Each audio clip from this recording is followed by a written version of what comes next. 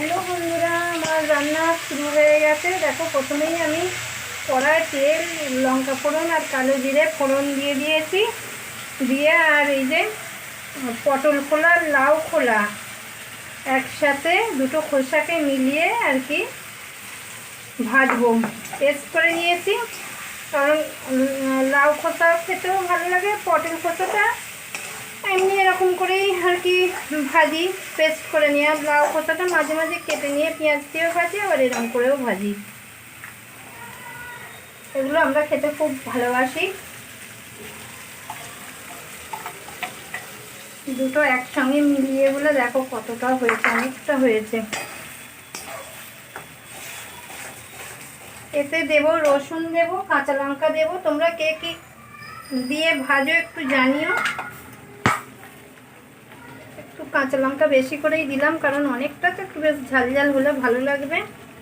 আর শুকনো লঙ্কা তো ফোড়ন দিয়েইছি।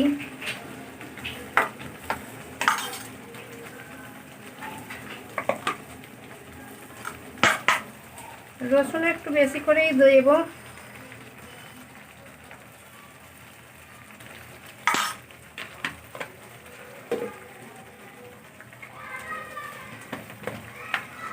অন্য সময় লবণ দিয়ে পেস্ট করে, আজকে লবণ দিতে ভুলে গেছি, সেই জন্য এতেই দিয়ে দিলাম লবণটা।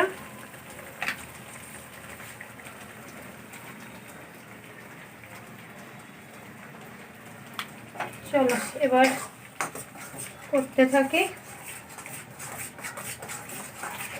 তোমরা কি করছো একটু জানিও।